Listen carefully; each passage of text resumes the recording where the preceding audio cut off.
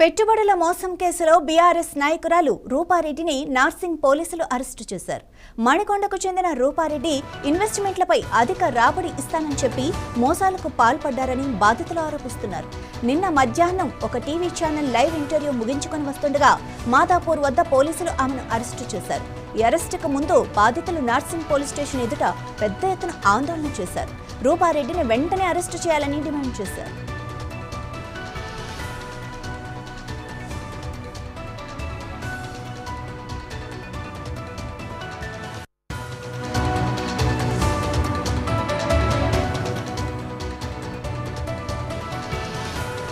ఈ కేసు ఒక కుటుంబ వివాదంతో కూడా ముడిపడి ఉంది. రాజేంద్రనగర్ ఎమ్మెల్యే ప్రకాష్ గౌడ్ కుమారుడు సంతోష్ గౌడ్ రూపారెడ్డి కుమార్తె వివాహం నిశ్చయమైంది.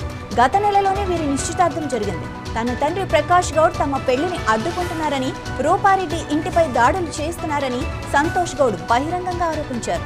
తనతో పాటు తన కాబోయే భార్య అత్తకు ప్రాణహాని ఉందని, ఏదైనా జరిగితే తన తండ్రే బాధ్యుడని సంతోష్ గౌడ్ పేర్కొన్నారు. తనపై వస్తున్న ఫిర్యాదులు ఆందోళనల వెనుక ఎమ్మెల్యే ప్రకాష్ గౌడ్ ఉన్నారని రూపారెడ్డి కూడా ఆరోపిస్తున్నారు. తాను కొంతమందికి డబ్బులు ఇవ్వాల్సి ఉందని, కానీ దానికి 6 నెలల గడువు ఉందని రూపారెడ్డి చెప్పారు. ఎమ్మెల్యే తప్పుడు ఆరోపణలు చేయిస్తున్నారని ఆమె చెప్పారు. ఈ కేసులో మరింత లోతుగా దర్యాప్తు జరుగుతోంది. పోలీసులు అన్ని కోణాల్లో విచారణ చేస్తున్నారు.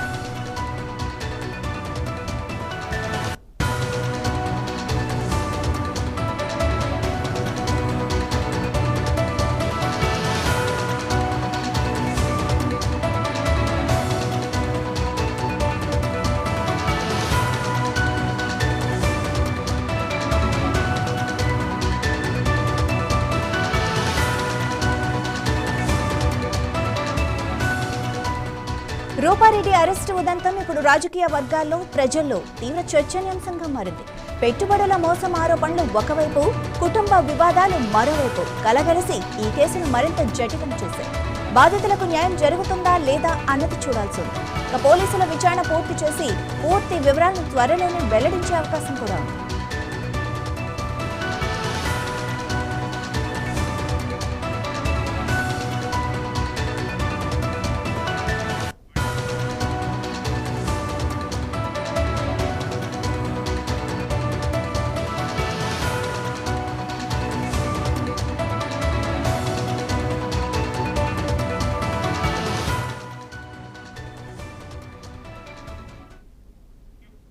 ఇక రూపారెడ్డి కుటుంబ వ్యవహారాల విషయంలో మరింత సమాచారం మనకి మా బ్యూరో చీఫ్ రాజ్ కుమార్ అందిస్తారు. రాజ్ కుమార్, అసలు యాక్చువల్గా ఏం జరుగుతోంది? ఎందుకు ఈ పెళ్లి విషయంలో ఇంత రగడ? మాధవి, ఈ యొక్క కేసుకు సంబంధించి టెస్టుల మీద టెస్టులు అయితే కొనసాగుతున్నాయి. దీంట్లో 2-3 అంశాలు ఉన్నాయి. మొదటిగా రూపారెడ్డి సంబంధించిన అంశం. రూపారెడ్డి వచ్చేసి చాలామంది దగ్గర డబ్బులు తీసుకొని అధిక వడ్డీ కావచ్చు, అధిక లాభాలు ఇస్తారని కోట్ల రూపాయలు అక్కడున్న మణికొండ కావచ్చు, మైలదేవంపల్లి కావచ్చు, తర్వాత ఆ ఏరియాలో ఆమెకున్న పరిచయాలు ఏవైతున్నాయో ఆమె బీఆర్ఎస్ మహిళా నాయకురాలుగా ఉంది. సో తనకున్న పరిచయాలు పార్టీలో కొనసాగడం, కొంతమంది మహిళా కార్యకర్తలు, నాయకులు, చుట్టుపక్కల ఉన్న వారి దగ్గర డబ్బులు తీసుకొని వాటికి ఎక్స్ట్రా డబ్బులు అంటే 2 రేట్లు 3 రేట్లు బిజినెస్లో పెడతాను, ట్రేడింగ్లో పెడతాను, ఇంకా రకరకాల ఆశ చూపి చాలామంది దగ్గర ఒకరి తెలియకుండా ఒకరి దగ్గర డబ్బులు తీసుకున్న అంశం ఒకటి. ఇక రెండో అంశానికి ఒకటేస్తే వాళ్ళ కూతురు వచ్చేసి ఎమ్మెల్యే ప్రకాష్ గౌడ్ యొక్క కుమారుడు ఎవరైతే ఉన్నారో సంతోష్ గౌడ్, వాళ్ళిద్దరి ప్రేమ వ్యవహారం.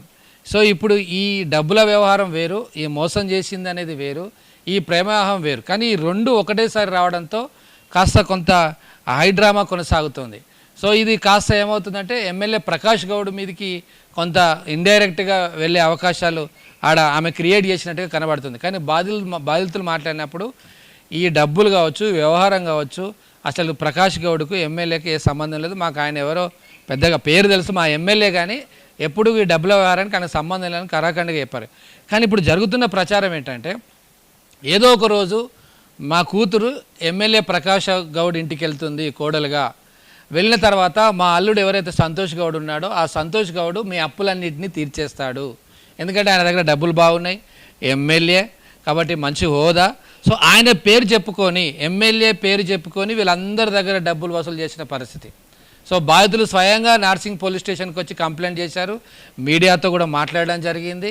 సో ఇప్పుడు మనతో కూడా మాట్లాడు చాలామంది లైవ్లో ఉన్నారు అక్కడ సిద్ధంగా.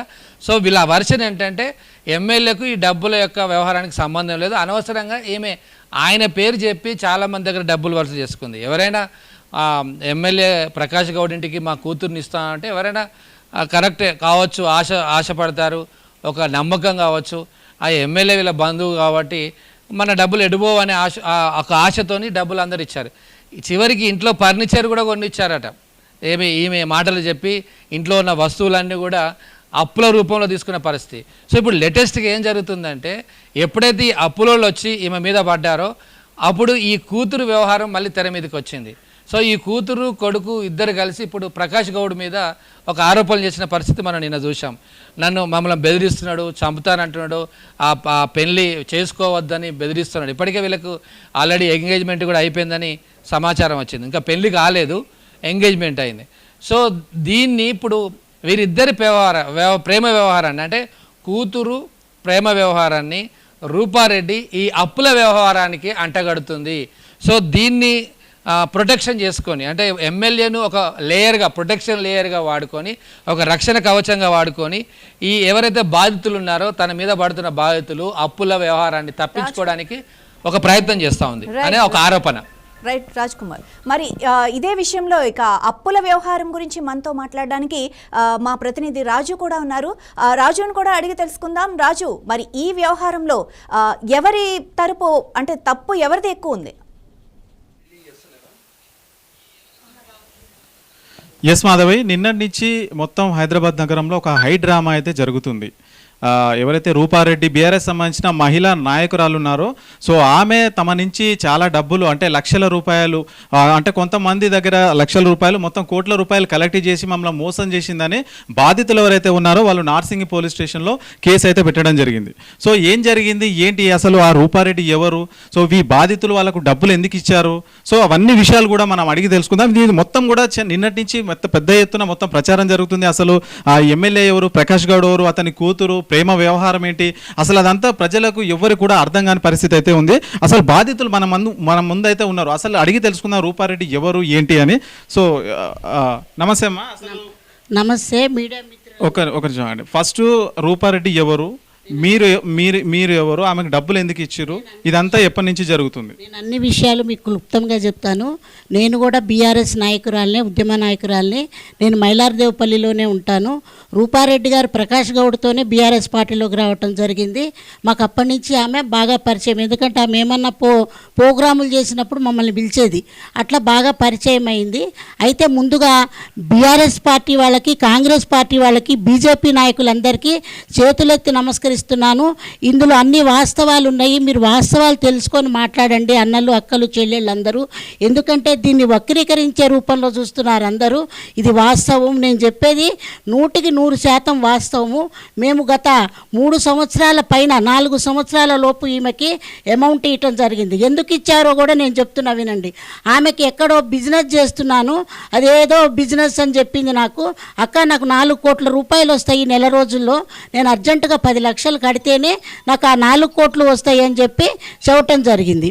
చెప్పిన తర్వాత నేను ఒక వారం రోజులు టైం తీసుకొని అందరి దగ్గర 2 లక్షల రూపాయలు వసూలు చేసి ఆమెకు 10 లక్షల రూపాయలు క్యాష్ ఇచ్చాను. క్యాష్ ఇచ్చిన తర్వాత నేను ఆమె దగ్గర ఎటువంటి ప్రూఫ్లు తీసుకోలేదు. ఎందుకంటే తెల్లవారు లేస్తే మనము ప్రోగ్రాముల్లో కలుసుకుంటాము, ఆమె మణికొండలోనే ఉంటుంది, ఆమె చేసే ప్రోగ్రాములు చూసి బాగా కరోడ్పతి ఏమో అని చాలామంది నమ్మారు అమాయకులు నాలాంటి వాళ్ళు. ఎందుకంటే ఆమె చేసే హట్టహాసము, ఆమె చేసే ప్రోగ్రాములు ఒక పెద్ద కరోడ్పతులు డబ్బున్న వాళ్ళు చేయాలే తప్ప మాలాంటి వాళ్ళు ఎవరం చేయలేము. అటువంటి మేము కూడా చేసాం ప్రోగ్రాములు, కానీ అంత అట్టహాసంగా మేము ఎప్పుడు చేయలేదు. అయితే తీసుకున్న తర్వాత 2 నెలలైంది, 3 నెలలైంది, ఏడాది అయింది, 2 ఏళ్ళు అయింది. ఫోన్ చేస్తే ఫోన్ ఎత్తదు. నా దగ్గర కూడా వీడియో రికార్డులు అన్నీ ఉన్నాయి, ఆమెతో మాట్లాడినవన్నీ నా దగ్గర కూడా ఉన్నాయి.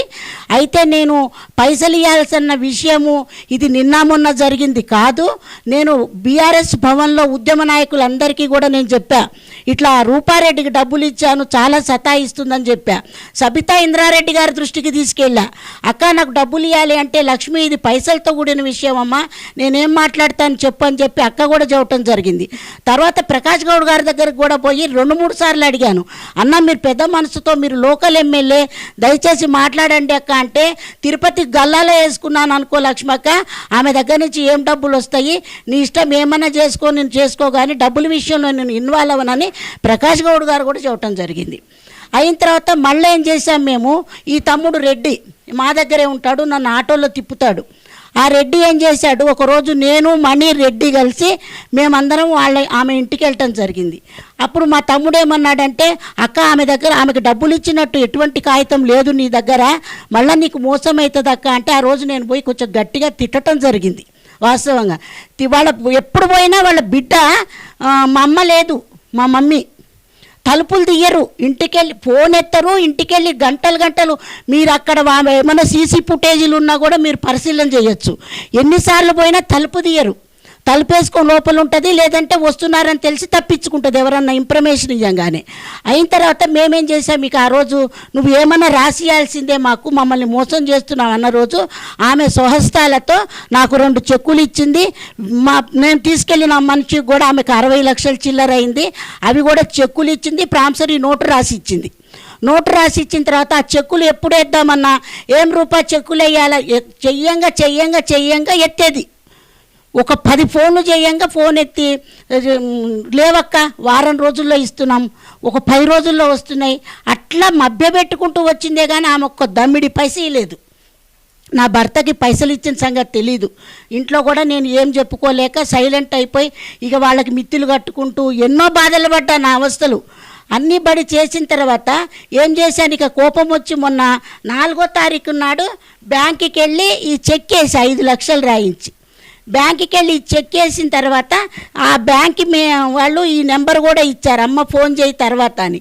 వేస్తే ఈమె చెక్కు పరిశీలిస్తే 9 రూపాయలు ఉన్నాయంట, దాంట్లో ఓన్లీ 9 రూపాయలు ఉన్నాయి. లక్ష్మక్క నీకేనా చదువు రాదు, చెక్కు తెచ్చినావని వాళ్ళు కూడా పాపం బాధపడ్డారు. తర్వాత ఈ చెక్కు ఇట్లా అయిందని చెప్పి ఫోన్ మనం ఏదైనా చెబుదామన్నా ఫోన్ ఎత్తదు, అసలు రెస్పాన్స్ ఇయ్యదు. తర్వాత ఈ 4వ తారీఖు అయిపోయింది. 5వ తారీఖు నాడు మేమేం చేసామంటే, మణికొండలో ఎవరో చాలామంది బాధితులు చాలామంది ఆమె ఇంటికి వెళ్ళారు. వెళ్ళిన తర్వాత ఈ మణి అనే ఆమె కూడా ఈమెకి కూడా చెక్ ఇచ్చారు కాబట్టి ఆమె కూడా వెళ్ళింది. నాకు ఫోన్ చేశారు. నాకు ఫోన్ చేస్తే నేను నా చెల్లెల్ని తీసుకొని పోయేప్పటికల్లా వాళ్ళ ఇంట్లో కొంచెం హల్చల్ జరిగింది. ఆ వచ్చిన వాళ్ళు గొడవ జరిగింది. ఈ లోపల పోలీసు వాళ్ళు వచ్చారు. మేము ఏ బీరువాలు పగలగొట్టలేదు, ఏ చెక్కులు దొంగతనం చేయలేదు. వాళ్ళ కూతురు చెప్తుంది, మా బీరువా పగలగొట్టి చెక్కులు ఎత్తుకుపోయారంటుంది. 5వ తారీఖు బీరువా పగలగొట్టాం అనుకుందాం, చెక్కులు తీసుకున్నాం. 4వ తారీఖు నా చుట్టమా, బ్యాంక్ మేనేజర్ గవర్నమెంట్ నా చుట్టమా, మరి 4వ తారీఖు నేను చెక్ ఎట్లేస్తాను దొంగతనం చేసిన దాన్ని? అయితే మీరు రాసిస్తారు, మీ అమ్మ కూతురు ముద్దుగా దీన్ని ఇప్పుడు ప్రకాష్ గౌడ్ని అడ్డం పెడతారు. ప్రకాష్ గౌడ్ కొడుకు నేను ఒకటే చెబుతున్నా, నాయన నువ్వు పెళ్లి చేసుకుంటే సంతోషం, కాదని ఎవరు అన్నారు, అది మీ సొంత విషయం. నువ్వు కోట్ల రూపాయలు అప్పులు చేసి నా ఇంట్లో ఉండాల్సిన అవసరం నీకేముంది? నువ్వెందుకున్నావు? ఇప్పుడు నీ దగ్గర మీరు ఆయనకు మొత్తం ఎన్ని పైసలు ఇచ్చారు? ఆమెకు మొత్తం ఎన్ని పైసలు ఇచ్చారు? ఎన్నిసార్లు ఇచ్చారు? 10 లక్షలు. నేను ఒకసారి 5 లక్షలు, ఒకసారి 5 లక్షలు ఇచ్చా. ఏమైనా ప్రూఫ్స్ ఉన్నా? మీరు డబ్బులు ఇచ్చినట్టు ఫోన్ పే చేసిరా, లేదంటే బ్యాంకులో ట్రాన్స్ఫర్ చేసిరా, క్యాష్ ఇచ్చిరా? నేను క్యాషే ఇచ్చాను. ఇచ్చిన తర్వాతనే 1 సంవత్సరం 2 ఏళ్ల తర్వాతనే మాకు చెక్కులు ఇచ్చింది.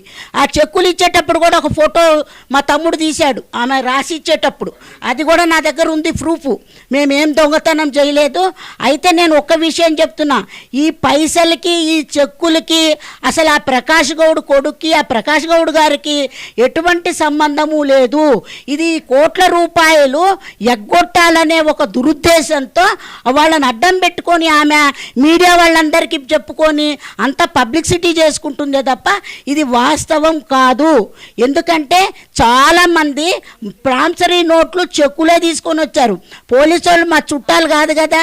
పోలీస్ స్టేషన్లో మేము అన్నీ సబ్మిట్ చేసినప్పుడు గొడవ ఎప్పుడు జరిగింది, చెక్ ఎప్పుడు వేశారని వాళ్ళు చూసుకుంటారు కదా.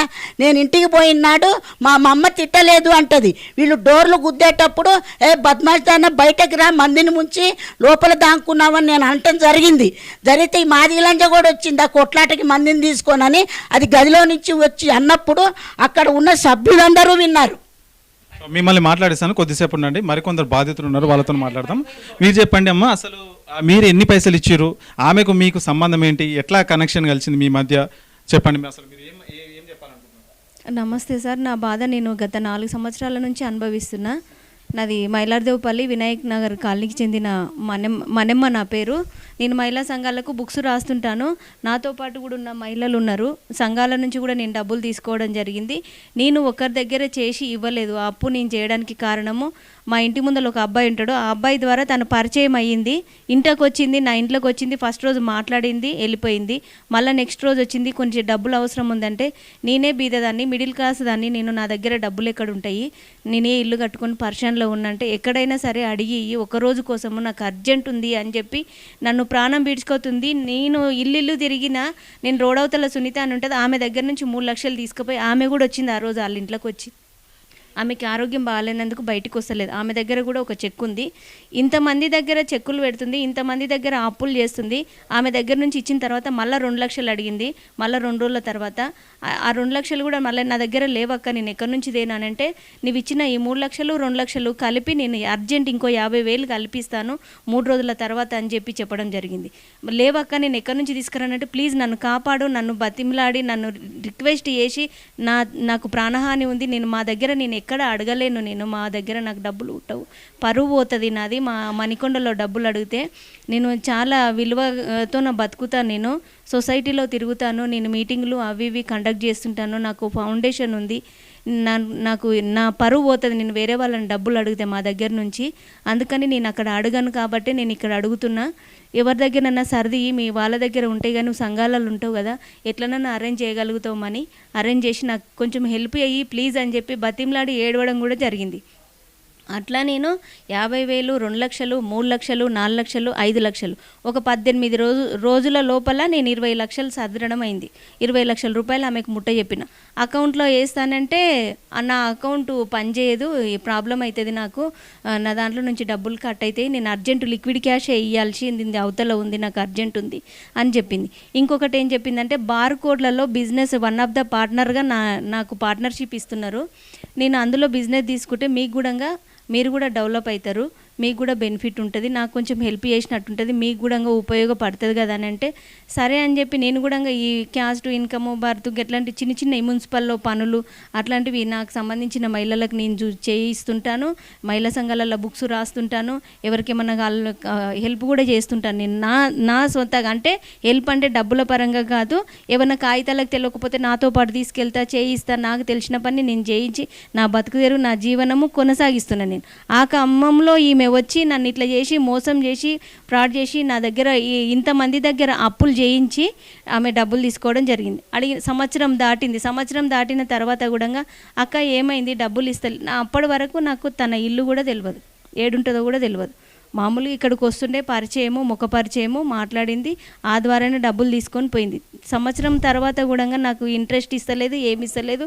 నేను ఆ సంవత్సరం వరకు కూడా నేనేం చేసిన, మళ్ళీ ఇంకొక సంఘంతో ఎవరైనా మహిళ అవసరం ఉంటే డబ్బులు తీసుకోకపోతే ఆ డబ్బుల్ని, అది తప్పు నేను చేయడము, కానీ నాకు ఏమీ దిక్కుతోచని పరిస్థితులలో నేను ఆ పని చేయాల్సి వచ్చింది. వీళ్ళ దగ్గర నుంచి తీసుకొని ఈమెకి ఇవ్వాలి, ఈమెకి తీసుకొని ఈమెకి అప్పు తీరవాల్సి వచ్చినప్పుడు నేను ఫస్ట్ తీసుకున్న డబ్బులకు వడ్డీ కట్టాలి, ఈమెకు డబ్బులు కట్టాలి, ఈమెకు కట్టాలి. మళ్ళీ మొత్తం మీరు ఆమెకి ఎన్ని పైసలు ఇచ్చారు? మొత్తం 20 లక్షల రూపాయలు ఇచ్చిన. 20 లక్షలకు నాకు ఈరోజు 80-90 లక్షల అప్పు అయింది. నా ఇంటికి తాళం వేయడానికి కూడా వచ్చిండ్రు, నా భర్తను కూడా కొట్టడం జరిగింది ఒక 6 నెలల క్రితము.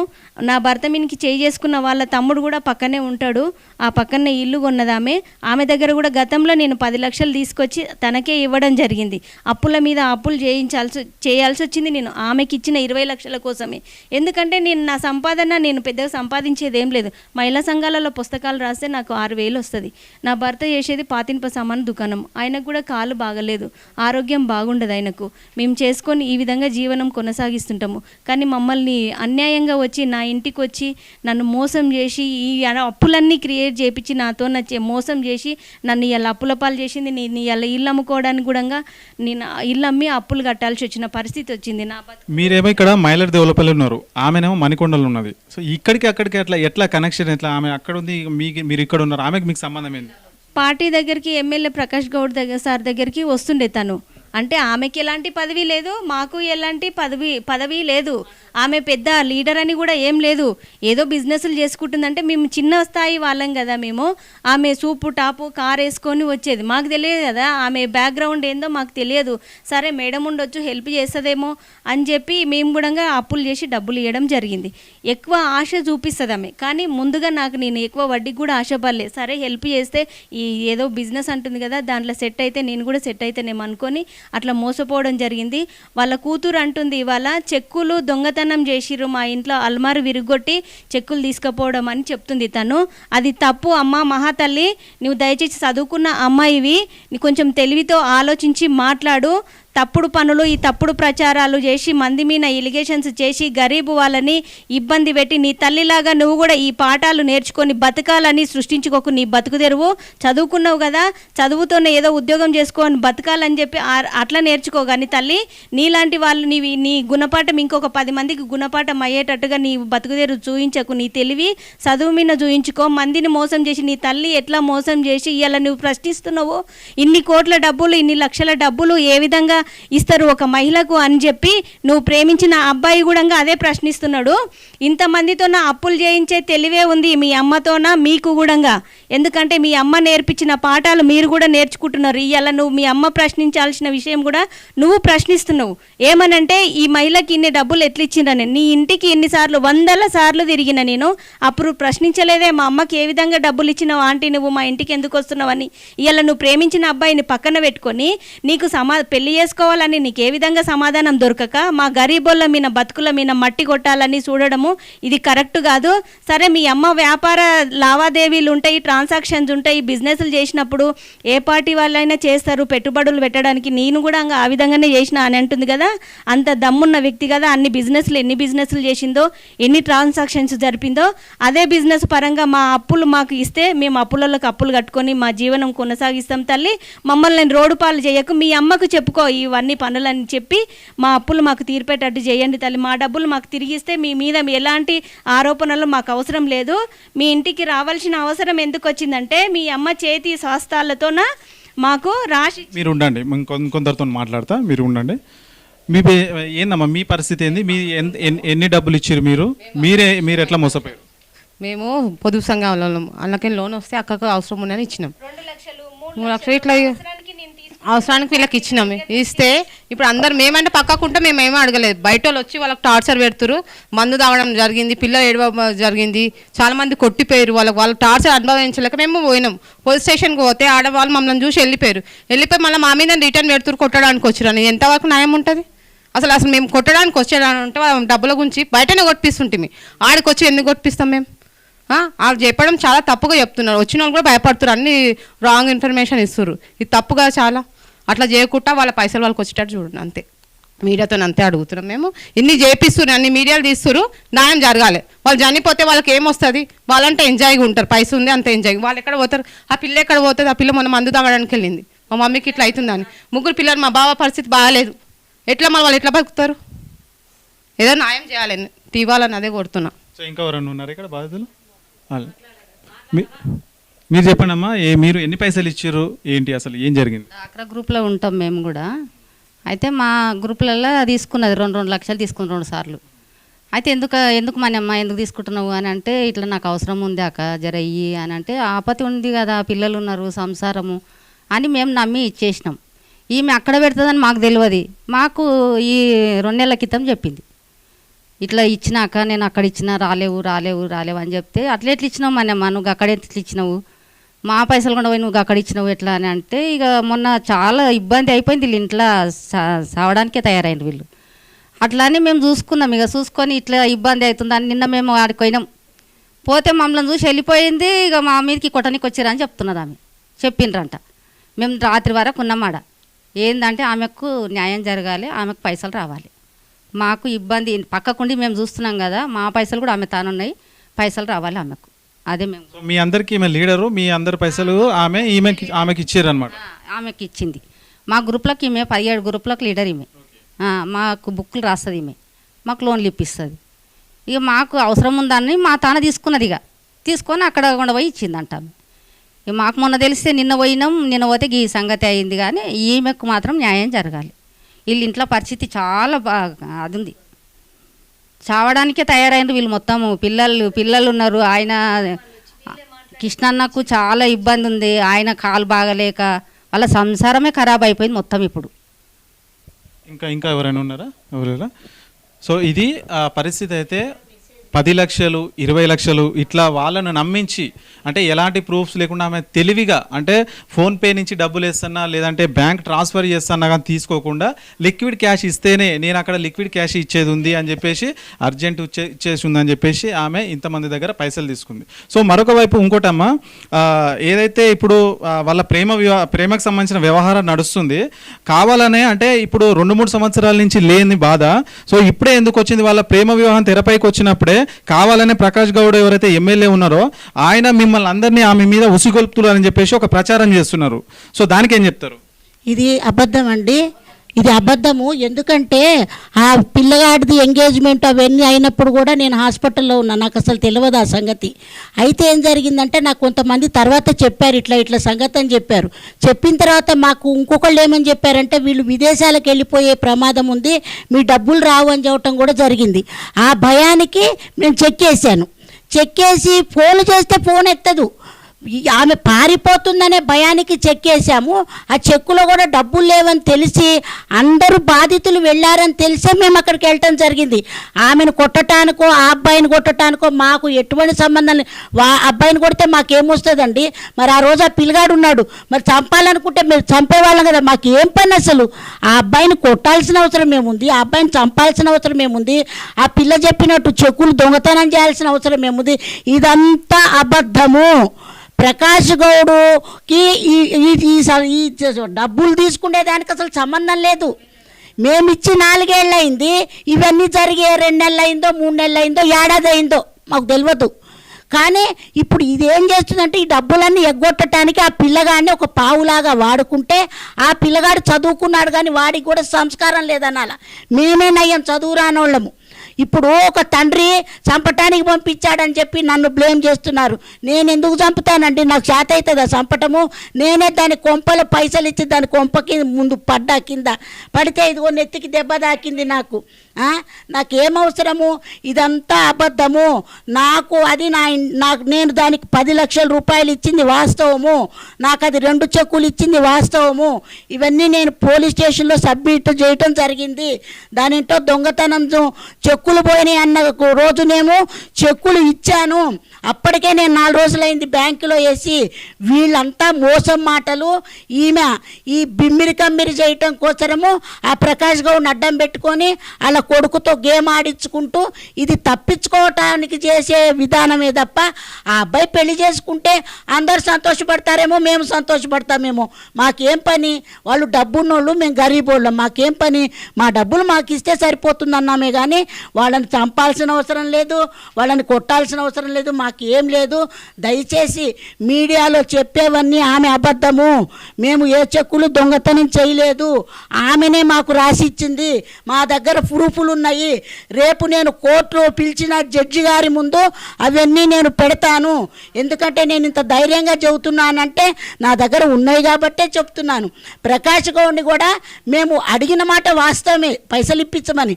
ఆయన నాకు సంబంధం లేదు, నేను ఇన్వాల్వ్మెంట్ అవ్వనమ్మా, మీరు ఏమన్నా చేసుకోండి, నాకు తెలియదని చెప్పాడు ఆయన. అంతే తప్ప పాపం ఆయనకు కూడా ఏం లేదు. ఆయన కాంగ్రెస్లోకి పోయాడు, నేను బీఆర్ఎస్లో ఉన్నా. మా పార్టీని కూడా భ్రష్టత్వం పట్టిస్తుంది. మా పార్టీలో కూడా అంతా మోసమే. ఏంటంటే ఇట్లా అందరి దగ్గర డబ్బులు తీసుకొని ప్రోగ్రాములు చేసి ఏదో పెద్దగా మెప్పు పొందాలని అందరినీ మోసం చేసిందే తప్ప వాస్తవంగా పార్టీకి కూడా ఏం చేసింది లేదు. దయచేసి మా బీఆర్ఎస్ పార్టీని కూడా మీరు బ్లేమ్ చేయొద్దు. దయచేసి దయచేసి ఈ ప్రకాష్ గౌడ్ గారికి, ఆ సంతోష్ గౌడ, ఆ పిల్లగాడికి, ఆ రూప పిల్ల, ఆ పిల్ల కూడా మాకు కూడా పిల్లలు ఉన్నారు, మేము ఎవరిని ఏమి అనము. ఆ తల్లి చేసిన దొంగతనాలని కప్పిపుచ్చుకోవటానికి వీళ్ళందరినీ ముగ్గులోకి తీసుకొచ్చి మమ్మల్ని అందరినీ రోడ్ల పాలు చేసిందని మీకు తెలియజేస్తున్నా. సో ఇది పరిస్థితి చూసుకోవచ్చు. 5 లక్షలు అంటే ఆమె అకౌంట్లో డబ్బులు లేకున్నా కానీ 5 లక్షలు ఇక్కడ క్యాష్ చెక్ ఇచ్చింది. చెక్ ఇస్తే బ్యాంకుకి వెళ్ళిన తర్వాత ఏమైంది, అందులో ₹1 కూడా లేదు అని చెప్పేసి బ్యాంకు వాళ్ళు చెప్తారు. సో ఇట్లా ఉంది పరిస్థితి. అంటే ఇప్పుడు వీళ్ళు ఎవరైతే ఎలిగేషన్ చేస్తున్నారో, బాధితులు ఎవరైతే ఎలిగేషన్ చేస్తున్నారో, అవతల తరపున ఎమ్మెల్యే ప్రకాష్ గౌడ్ కావాలని వీళ్ళందరినీ అక్కడికి ఉసిగొల్పాడని చెప్పేసి వీళ్ళ ప్రచారం జరుగుతుంది.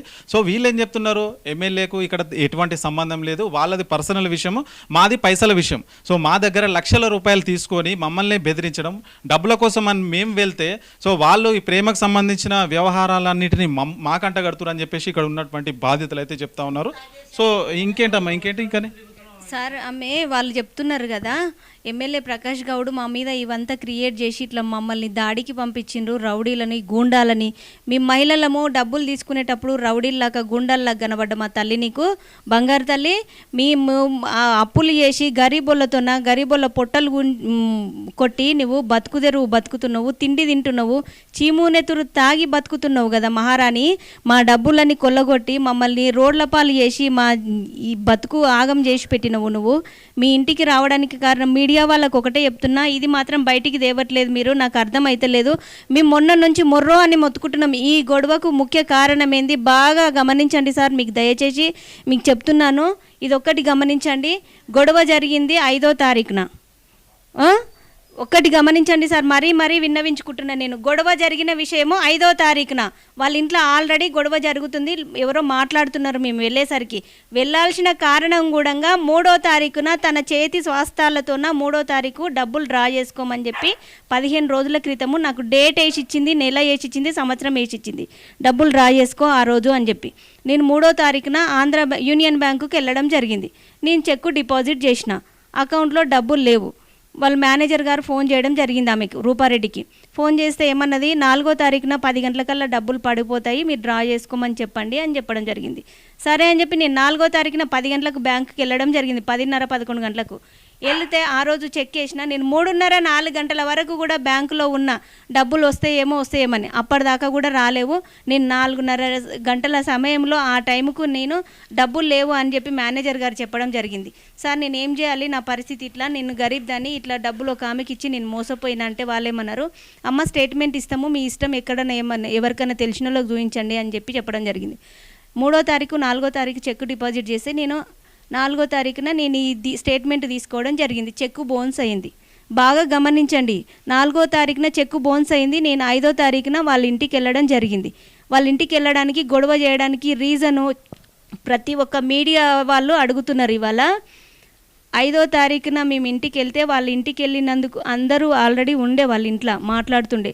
మేము కూడా వెళ్ళినప్పుడు గొడవ అవుతుంది. ఆ గొడవ అయ్యే లోపల మేము డబ్బులు చెక్ ఇచ్చినావు, మాకు అకౌంట్లో డబ్బులు లేవు, ఏంటిది ఈ పరిస్థితి అని నేను మాట్లాడితే ఆమె సమాధానం లేదు, మమ్మల్ని కొట్టడానికి వచ్చిరా, మమ్మల్ని గొడవ చేయడానికి వచ్చినా అని చెప్పి రచ్చ చేసి మామిన్కే రివర్స్ కుర్చీలు ఎత్తేయడం జరిగింది. వాళ్ళ కూతురు అక్కడ ఉండే సంతోష్ గౌడ్ రివర్స్ మాట్లాడుతున్నాడు, ఇలా ఆయనకు సంబంధం లేని విషయము మాట్లాడుతున్నాడు. ఆమె నువ్వు ప్రేమించిన అమ్మాయి, ఆ అమ్మాయి తల్లి ఉంది కదా నాన్న, నువ్వు డబ్బులు ఇప్పించేది ఉంటే ఇప్పియి, నువ్వు చిటికలేసి మాట్లాడినావు కదా, ₹1 ఇచ్చేది లేదని చెప్పి ఇలా సమాధానం చెప్పు నాకు. ఒకవేళ మీ దగ్గర నుంచి నాకు డబ్బులు మాత్రము నువ్వు ప్రేమించిన అమ్మాయి నుంచి, ప్రేమించిన అమ్మాయి తల్లి దగ్గర నుంచి నువ్వు ఇస్తావో వాళ్ళ దగ్గర ఇప్పిస్తావో ఇప్పి ఇలా మాట్లాడుతున్నావు. మా గరీబోళ్ళ డబ్బులు దోచుకొని తిని ఆమె తిండి వండి పెడుతుంది, నువ్వు తిని వాళ్ళ ఇంట్లో కునుకుతున్నావు, ఆ దానికి మాకు సంబంధం ఏ విధంగా లేదు. కానీ ఇది కరెక్ట్ కాదు. మీకు దమ్ము ఉంటే బిజినెస్లు అని చెప్తున్నారు కదా, ట్రాన్సాక్షన్స్ ఉంటాయి, వ్యాపారాలు చేస్తారు, అప్పులు చేస్తారు అని అంటున్నావు కదా, అదే వ్యాపారాలు చేసి మా డబ్బులు మాకు ఇస్తే మేము గరీబోళ్ళము అప్పులు కట్టేసుకొని నేను కూడా ప్రశాంతంగా బతుకుతా. మమ్మల్ని రోడ్డు పాలు చేసిండ్రు. ఇలా మీరు మొత్తము మోసం చేయడానికి వార్తను మొత్తము డైవర్ట్ చేసి మ్యాటర్ మొత్తము మేము అప్పుల కోసం పోతే మీరు మీ పర్సనల్ విషయాలు మాట్లాడుతున్నారు ఏంది? మాకు డబ్బులు ఇచ్చే విషయం మాట్లాడండి, ఇచ్చేది ఉందా లేదా అది మాట్లాడండి, చెక్కులు ఇచ్చిర్రా లేదా అది మాట్లాడండి. తన చేతి రాతతోన బాండ్ పేపర్ కూడా రాసేయడం జరిగింది. ఫైనల్గా ఏం చెప్తారమ్మా? మేము అవి పేపర్ కలెక్ట్ చేసుకొని మీకు అన్ని చేస్తాం. ఫైనల్గా ఏం చెప్తారు? మా డబ్బులు మాకు కావాలి. వాళ్ళ రాజకీయ వ్యవహారము, వాళ్ళ ప్రేమ వ్యవహారము, వాళ్ళ కుటుంబ సమస్యలు ఏమన్నా ఉంటే వాళ్ళని చూసుకోమని చెప్పండి సార్. దయచేసి మీకు విన్నవించుకుంటున్నా, నా డబ్బులు నాకు ఇప్పిస్తే నేను అప్పులకు కట్టుకుంటాను. లేదంటారా తననే వచ్చి అప్పులను చూయిస్తాను, వాళ్ళ చేతికి ఇచ్చి క్లోజ్ చేయమని చెప్పండి. నేను మార్గదర్శిలో కూడా 3 చిట్టీలు వేయడం జరిగింది. ఆమెకి ఇచ్చిన అప్పుల కిందికే నేను వడ్డీలు కట్టడం జరిగింది. ఇవాళ నా ఇల్లుకు తాళం వేసుకొని పోతే కూడా నా బస్తీలో ఉండే తోటి మహిళలు వచ్చి వాళ్ళని బతిమలాడి రిక్వెస్ట్ చేసి తాళం తీపేయడం జరిగింది. నేను ఇంట్లో ఉండగలుగుతున్నా. ఇంకా 4 రోజులు 5 రోజులు అంతే నా ఇంటికి తాళం వేస్తారు, ఇల్లు అమ్ముకుంటారు, హరాజు పెట్టి ఇల్లు అమ్మేస్తారు, అప్పులు కట్టుకునే పరిస్థితిలో ఉన్నారు. నేను రోడ్డు పాలైతా. నేను మాత్రం నా ఇల్లుకు, నా పిల్లలకు, నా భర్తకు, నాకు కానీ ఏమన్నా హాని జరిగిందంటే నేను చచ్చిపోవడానికి కారణము కూడా సంతోష్ గౌడ్, వాళ్ళ ప్రేమించిన అమ్మాయి వాళ్ళ తల్లి రూపారెడ్డి, వీళ్ళు కారణము నా సావుకు అని చెప్పి నేను ఆ మీడియా సాక్షిగా నేను ఇలా చెప్పుకుంటున్నా. నా బాధ నేను చెప్పుకుంటున్నా. దీనికి మాత్రం సాక్షులు వాళ్ళే. నాకు ఏమైనా కూడా వాళ్ళదే బాధ్యత. నా అప్పులకు కూడా కారణం వాళ్ళే. నేను చచ్చినా కూడా నా భర్తని, నా పిల్లలని వదలరు ఎవరు కూడా. కాబట్టి వాళ్ళ మొత్తానికి కారణం వాళ్ళే. ఇవాళ నా అప్పులు నాకు తీర్పేయాలి. ఆమె రాసిచ్చిన రాత ప్రకారంగా నా అప్పులు నాకు ఇచ్చేస్తే నేను అప్పులు కట్టుకుంటాను, బతుకుతాను, నా పిల్లల్ని చదివించుకుంటాను. సో చూసిరు కదా, ఇది పరిస్థితి. చాలా దారుణమైన సిచ్యువేషన్ అయితే ఇక్కడ కనిపిస్తుంది. ఆమె దగ్గర నుంచి, ఒకరి దగ్గర నుంచి మహిళా సంఘాలకు సంబంధించి ఆమె దగ్గర 20 మంది ఉంటారు. సో 20 మంది నుంచి డబ్బులు కలెక్ట్ చేసి ఆమెకి ఇవ్వడం, ఆమె వీళ్ళను భయభ్రాంతులకు గురి చేయడం, సో ఇట్లా జరుగుతుంది మొత్తం మీద. సో వీళ్ళు ఫైనల్గా కోరుకునేది ఏంటంటే మాకు ఇచ్చిన డబ్బులు మాకు ఇవ్వాలి, లేదంటే మేము ఆత్మహత్య చేసుకునే పరిస్థితి ఇక్కడ ఎదురవుతుంది. ఇప్పటికే ఇంటికి వచ్చి తాళాలు పెడుతున్నారు. ఆ మహిళా సంఘాల సభ్యులు వచ్చి మొత్తం కూడా గొడవ చేస్తున్నారు. సో నా పిల్లలకి ఏమన్నా అయినా, నా భర్తకి ఏమన్నా అయినా కానీ ఖచ్చితంగా దీనికి కారణం ఎవరైతే ఉన్నారో రూపారెడ్డి అని చెప్పేసి ఇక్కడ బాధితులు అయితే చెప్తున్నటువంటి పరిస్థితి అయితే ఉంది. మాకు ఖచ్చితంగా న్యాయం జరిగేంత వరకు మేము పోరాడతాం, మాకు ఖచ్చితంగా మా డబ్బులు మాకు ఇవ్వాలని చెప్పేసి కూడా ఇక్కడ ఉన్నటువంటి బాధితులు అయితే డిమాండ్ చేస్తున్న పరిస్థితి ఉంది. Over to you Madhavi. Right, thank you Raju. మరి పరిస్థితి అయితే ఇంత ఘోరంగా ఉంది. అప్పులు అన్ని రూపారెడ్డి చేసి ఇప్పుడు ఈరోజు మళ్ళీ కుటుంబ కలహాలతో మళ్ళీ అదొక ఇష్యూ ఒకటి చెలరేగుతోంది. ఇక దాని గురించి మన బ్యూరో చీఫ్ రాజ్ కుమార్ని అడిగి తెలుసుకుందాం. రాజ్ కుమార్, చెప్పండి, అంటే అసలు ఈ సమస్యకి ఆ సమస్యకి ఏంటి సంబంధం? ఇప్పుడు అసలు సమస్య ఏంటి? మాధవి, మనం నగరంలో చూస్తున్నాం, ప్రతిరోజుకొక వార్త వస్తుంది. చిట్టీల పేరుతో మోసం చేసి పారిపోయారు, ఉడాయించారు, రాత్రే వెళ్ళిపోయారని చాలా వార్తలు మనం పేపర్లో, టీవీలో మనం రోజు కవర్ చేస్తున్నాం, చూస్తున్నాం. సో ఇదే ఇప్పుడు రూపారెడ్డి పరిస్థితి కూడా అదే. యాక్చువల్లీ ఆమె సొంత ప్రయోజనాల కోసం చాలామంది దగ్గర అప్పులు తీసుకుంది. ఆ అప్పులు ఎక్కువ అయిపోయినాయి, లక్షలు కాదు కోట్ల రూపాయలని. ఇప్పుడు వీళ్ళు కొంతమంది బాధితులే, ఇంకా మణికొండ దగ్గర ఉన్నారు, ఇంకా 2-3 గ్రూప్స్ ఉన్నాయి, దాదాపు 200 మంది ఉన్నట్టుగా తెలిసింది. ఈ 200 మంది దగ్గర డబ్బులు కోట్ల రూపాయలు వసూలు చేసి మీకు చాలా రిటర్న్స్ ఎక్కువ ఇస్తామని ఆశ చూపింది. సో ఒక ఆమె కూడా చెప్పింది, బీఆర్ఎస్లో నేను కూడా పనిచేస్తానంటే బీఆర్ఎస్ పార్టీని కూడా వాడుకున్న పరిస్థితి. సో ఇప్పుడు బీఆర్ఎస్ పార్టీని వాడుకొని అప్పులు తీసుకున్న ఆమె ఇక ఆ డబ్బులు తిరిగి లేని పరిస్థితి, కోట్ల రూపాయలు ఎక్కువ అయిపోయినాయి అప్పులు. సో ఇప్పుడు ప్రకాష్ గౌడ్ను వాడుకునే పరిస్థితికి వచ్చింది.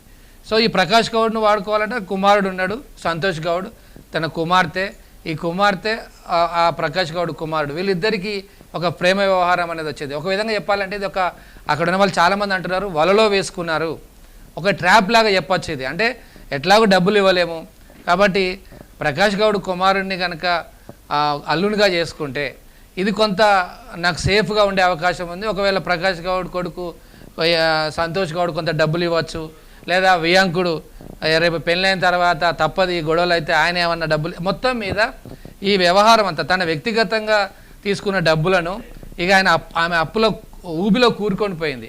వీళ్ళందరూ మనం ఇప్పటివరకు చెప్తున్నాం 9 రూపాయలు ఉన్నాయట, అందులో 5 లక్షలు 10 లక్షల రూపాయల చెక్కులు ఇస్తే బ్యాంక్కి వెళ్తే ఆమె అకౌంట్లో 9 రూపాయలు ఉన్నాయి.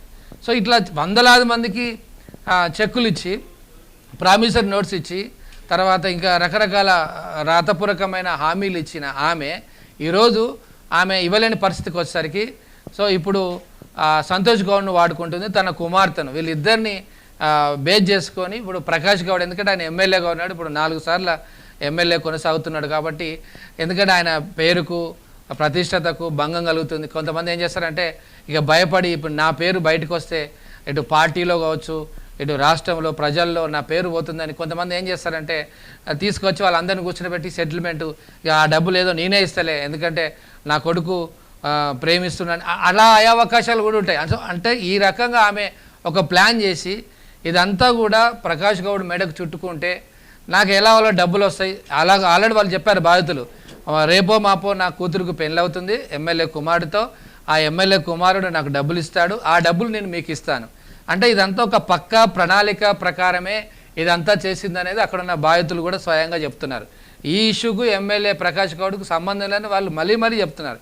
కానీ రూపారెడ్డి వచ్చేసి ఈ యొక్క అప్పుల ఊబిలో ఈ స్కామ్లో చిక్కుకొని ఇక బయటికి రాలేక ఇక ఎమ్మెల్యే ప్రకాష్ గౌడ్ మీద బురద చల్లడము, ఇక ప్రేమ వ్యవహారము, ఆ ప్రేమకు ఒప్పుకోవట్లేదు, పెళ్లికి ఒప్పుకోవట్లేదు అని కొడుకుతో నిన్న మీడియాతో మాట్లాడించి అటు వాళ్ళు కేసు పెట్టడము, ఇటు వీళ్ళు కేసు పెట్టడము. ఈ బాధితులు అడగడానికి వెళ్తే నువ్వు చెక్కులు ఇచ్చావు, ఆ చెక్కులు పనిచేయట్లేదు, బ్యాంకు వాళ్ళు ఫోన్ చేసి అలా 9 రూపాయలే ఉన్నాయి అని చెప్పడంతో వీళ్ళు అడగడానికి నిలదీయడానికి వెళ్తే మా ఇంట్లో అన్ని వస్తువులను బలగొట్టారు, బీరో బలగొట్టారు, చెక్కులు ఎత్తుకొని పోయారు. వాళ్ళు స్పష్టంగా చెప్తున్నారు జరిగింది నిన్న, అది చెక్కుల వ్యవహారము బ్యాంకుది, మేము చెక్కులు నిన్నేస్తే ఈరోజు ఎట్లా మీ ఇంట్లో చెక్కులు దొంగతనం చేస్తామని వాళ్ళు బాధితులు చెప్తున్నారు. మేము ఆత్మహత్య చేసుకుంటే దానికి రూపారెడ్డి ఆమె కారణమని స్వయంగా చెప్తున్నారు. సో 9+ న్యూస్ కూడా వాళ్ళకు అండగా నిలిచే ప్రయత్నం చేస్తుంది. ఇప్పుడు వారిని ఇంకా మరింత వాళ్ళ ఘోష, వాళ్ళ బాధ ప్రభుత్వానికి కావచ్చు, పోలీసులకు కావచ్చు వినిపించడానికి మరొక ప్రయత్నం మనం చేస్తున్నాం ఈరోజు. సో మొత్తం మీద ఈ రూపారెడ్డి యొక్క వ్యవహారం అంతా కూడా ఇదంతా కూడా చిట్టీల వ్యవహారము, నష్టాల్లో కూరుకుపోయింది, డబ్బు వ్యవహారం, మనీ లాండరింగ్ అనే ఆరోపణలు స్పష్టంగా వినబడుతున్నాయి. పోలీసులు కూడా దాన్ని ఎంక్వైరీ చేస్తున్నారు. Right, thank you Raj Kumar.